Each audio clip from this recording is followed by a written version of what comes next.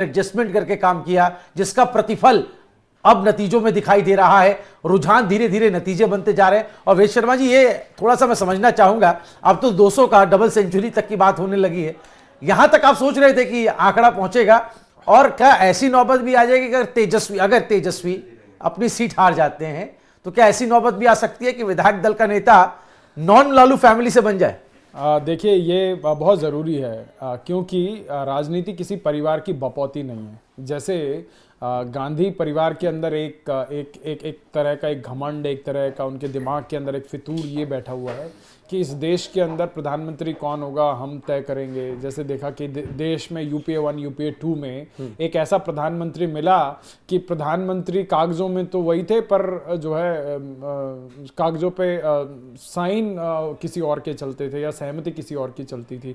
तो वहाँ वो कहीं ना कहीं कमोबेश जो है बिहार में पुनरावृत्ति करने की कोशिश की जा रही है। पर मेरा ध्यान एक दूसरे आंकड़ों की तरफ ज्यादा गया है कि मेरी यदाशत में बिहार में शायद ये पहला चुनाव होगा जहां पर किसी एक बूथ पर भी पुनर्मतदान की आवश्यकता नहीं पड़ी, रीपोलिंग नहीं हो रहा है, जहां पे एक गोली नहीं चली, कोई दंगा नहीं हुआ, और इतने शानदार तरीके से ये पूरा चुनाव हुआ। 68 लाख से अधिक वोट काटने के बावजूद, एसआईआर की पूरी प्रक्रिया होने के बावजूद, किसी बूथ पर एक बंदा ये खड़ा होके नहीं बोला कि जी मेरा वोट गलती से कट गया। पर कौन खड़ा हुआ? चुनाव चल रहा है बिहार में और राहुल गांधी बात कर रहे हैं 1 साल पुराने हरियाणा चुनाव की। तो आप समझिए कि प्रायोरिटी सेट है। राहुल गांधी को समझ आ चुका था कि भैया मेरे पैरों तले जमीन दरक चुकी है, मेरी पार्टी का तो बंटाधार है ही, उन्होंने अपनी पार्टी का तो बंटाधार किया ही किया, बेचारे साथ में जो है तेजस्वी का भी बंटाधार कर दिया, और उसके बाद चुनाव को बीच में छोड़ के वो विदेश यात्रा पे चले गए। भाई देश जानना चाहता है आज, कांग्रेस पार्टी के जो प्रवक्ता लोग आते हैं या कांग्रेस पार्टी के रणनीतिकार हैं, भैया ये जो इस देश को बनाने, संविधान की रक्षा करने वाला इकलौता महानायक इस गांधी नेहरू परिवार में पैदा हुआ, ये कौन सी ऐसी गुप्त यात्राओं में चला जाता है और कौन सी साधना करने विदेश जाता है जो इस देश के लोगों को जानने का हक नहीं है। भाई बिहार का चुनाव तो बहुत महत्वपूर्ण चुनाव है, और उत्तर भारत का एक बहुत बड़ा राज्य है, 243 जो है वहां पे सीटें हैं। ऐसे राज्य में जहां पे राहुल गांधी को एंड मोमेंट तक खड़ा रहना चाहिए था, आज काउंटिंग तक उनको खड़ा रहना चाहिए था, ऐसी कौन सी प्रायोरिटीज हैं कि राहुल गांधी वाया मस्कट पता नहीं कहां लंदन पंदन पूरी दुनिया का जो है विश्व भ्रमण पर निकल जाते हैं। 9वें राउंड की काउंटिंग में भी आप देखिए राघोपुर सीट से तेजस्वी पीछे चल रहे हैं 2288। आप मार्जिन देखिए वेद जी, और ये सतीश यादव यहां से बीजेपी के वो आगे चल रहे हैं। तो मैं जो एक कहें कि आगे आने वाले वक्त में क्या हो सकता है, देखिए इसमें बात कर रहा हूं। मैं उन संभावनाओं को बिल्कुल नहीं नकार सकता कि जब आप जनता के साथ सामंजस्यता नहीं बैठाते, जब आप जनता की नब्ज को नहीं पहचानते, जब आप जनता के साथ कम्युनिकेट नहीं कर सकते। आप सोचिए भाई, बीजेपी प्रत्येक जहां बीजेपी शासित राज्य हैं वहां बीजेपी अपने प्रोमिसेस को पूरा कर रही है। मध्य प्रदेश में उनकी सरकार है, उन्होंने जो वादा किया, जो माताओं बहनों की योजना, लाडली बहन योजना, उसको उन्होंने पूरा करके दिखाया। महाराष्ट्र में उन्होंने महिलाओं के साथ जो वादा किया उसको वो जो है ग्राउंड पर रियलिटी के रूप में माताओं बहनों को सम्मान निधि दे रहे हैं। आज जो राहुल गांधी मछुआरों के साथ प्रेम दिखा रहे हैं, वहां तालाब में कूद रहे मछली पकड़ने के लिए, भैया तुम्हें गंगा जी बोल के नाले में कुदा दिया जा रहा है, तुम मछली, अरे तुम्हें बिहार के जनता की नब्ज टटोलनी थी, तुम्हें वहां नाले में कुदा दिया। और उधर मोदी जी बोल रहे हैं कि हम जो है किसान सम्मान निधि में 3000 रुपए और बढ़ा के 9000 रुपए देंगे। अब राहुल गांधी की जहां पे सरकारें हैं, राहुल गांधी और उनकी पार्टी पर लोग विश्वास तो करें कैसे? तेलंगाना में उनकी सरकार, कर्नाटक में उनकी सरकार, हिमाचल में उनकी सरकार, जहां जहां उनकी सरकार है वहां ना सरकारी कर्मचारियों को देने के लिए तनख्वाह है, जो वो वादे कर रहे हैं ना वो वादे कहीं ग्राउंड पे फुलफिल होते हुए दिख रहे हैं। और सोचिए, बाप रे बाप रे, दूसरी तरफ भारतीय जनता पार्टी की सरकार, भारतीय जनता पार्टी की एनडीए सरकार महिलाओं के खाते में, 1.5 करोड़ महिलाओं के खाते में 10-10 हजार रुपए की योजना चुनाव से पहले जो है वो करके दिखाती है। तो जनता किस पर विश्वास करेगी? जो करके दिखा रहा है उस पर विश्वास करेगी। और जो आदमी कह रहे हैं जी प्रत्येक परिवार को हम नौकरी दे देंगे, जब पत्रकार पूछ रहे हैं, देश की जनता जानना चाहती कि भैया लगभग 3 लाख करोड़ का बजट है बिहार का, और जो आप वादा कर रहे हो उसके हिसाब से 12 लाख करोड़ रुपया पैसा चाहिए, पैसा कहां से लेके आइएगा? तो कह रहे हैं हमारा ब्लूप्रिंट आ रहा है, जल्द बता देंगे।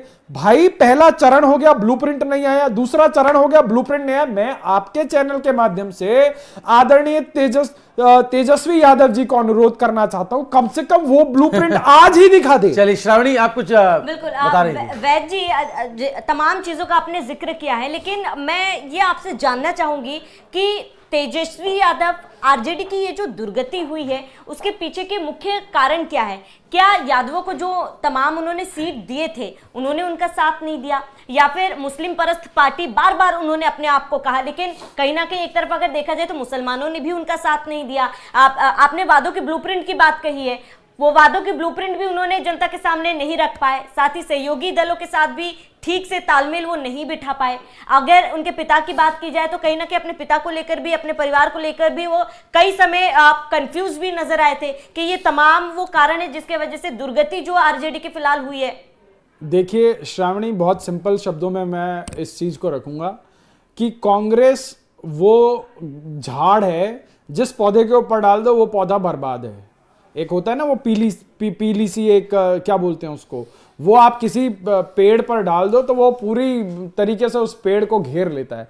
तो कांग्रेस ही बर्बादी का जड़ है। जब भाई आप पिछले चुनाव में देख चुके हो कि 70 सीटें कांग्रेस को देने के बाद कांग्रेस का क्या हश्र हुआ, अब आप सोचिए इस चुनाव की पटकथा देखिए, बड़ा आनंद आएगा। इस चुनाव पे घंटों चर्चा कर सकते हैं, एंटरटेनमेंट कम नहीं होगा। एक तरफ एंटरटेनमेंट का बहुत बड़ा फैक्टर है जनसुराज वाले भैया जो बिहार में परिवर्तन लाने के लिए चले थे और वो खुद ही चुनाव नहीं लड़े, है ना, वो दुनिया को चुनाव लड़ाते हैं, वो खुद चुनाव नहीं लड़े, और उसके बाद आज कह रहे हैं कि बिहार में ये जो मुद्दों पर जो फाइट हुए हमारी वजह से हुई है। हाँ भैया हाँ, अमेरिका में जो डोनाल्ड ट्रम्प राष्ट्रपति बना है वो भी तुम्हारे जनसुराज की वजह से बना है ना। तो कन्हैया कुमार एक बड़ा फैक्टर है।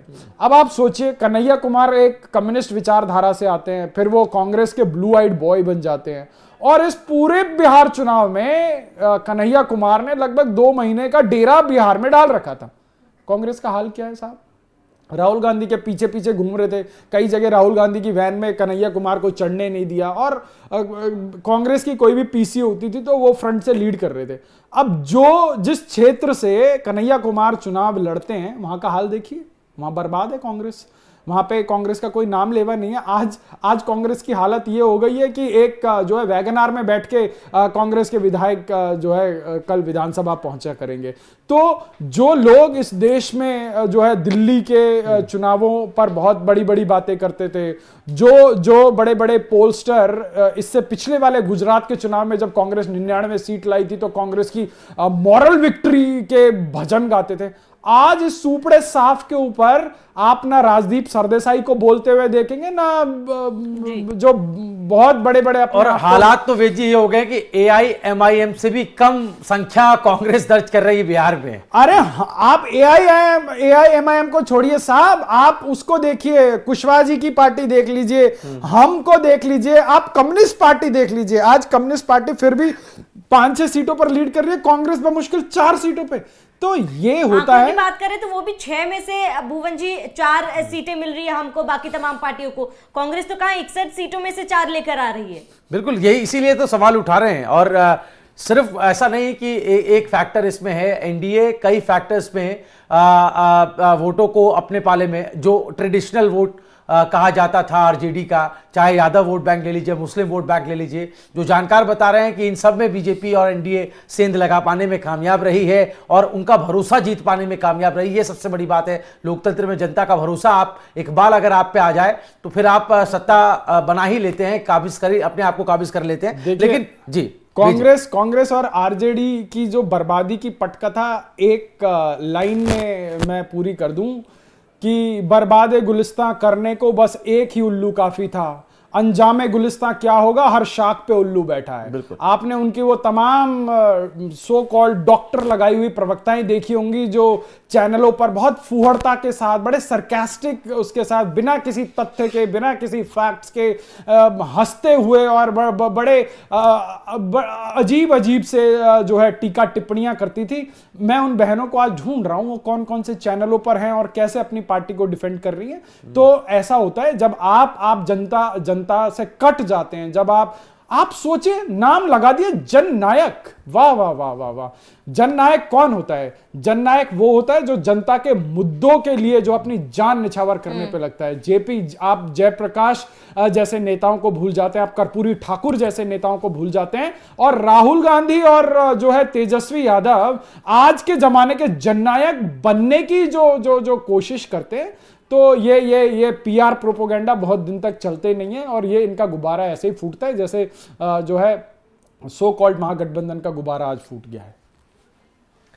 बिल्कुल। आप इसके साथ ही वैद जी, मैं आपसे ये जानना चाहूंगी, क्योंकि अक्सर चुनावों के बाद जब विपक्षी पार्टियां हारती है तो उनसे ही सवाल किया जाता है कि आत्ममंथन जरूर करिएगा कि इसके पीछे क्या कारण रहे हैं। लेकिन अब ये बात कहूंगी कि चाहे हरियाणा चुनाव की बात कर ले, छत्तीसगढ़ की बात कर ले, उड़ीसा की बात कर ले, मध्य प्रदेश की बात कर ले, महाराष्ट्र की बात कर ले, हर जगह कांग्रेस को कहीं ना कहीं मात मिली है। क्या किसी भी चुनाव के बाद कांग्रेस ने आत्ममंथन नहीं किया? मैं आपको यही कह रहा हूं ना, कांग्रेस एक अति आत्मविश्वास से भी आगे एक घमंडी पार्टी हो गई है। आज आप कांग्रेस के अंदर देख लीजिए, कांग्रेस के अंदर कौन नेता है, युवा नेता के नाम पे आप किसको देखते हैं? आप इनके प्रवक्ताओं को देखिए, जमानत जब्त वाले लोग इनके जो है टीवी पर आकर बैठते हैं और उसके बाद उलूल जुलूल कुतर्कों के साथ जो है अपशब्द और ऐसी बयानबाजी।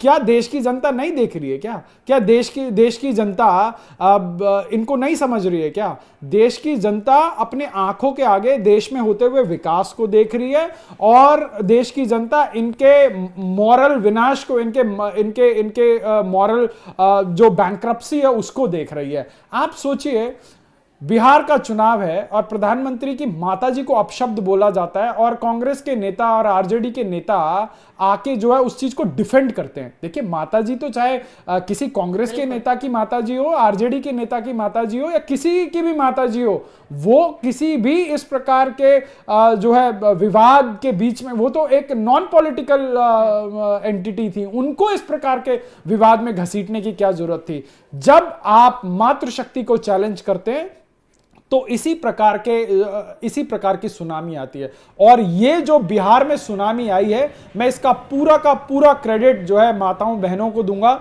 जिन्होंने भर कर जो है मोदी जी और नीतीश कुमार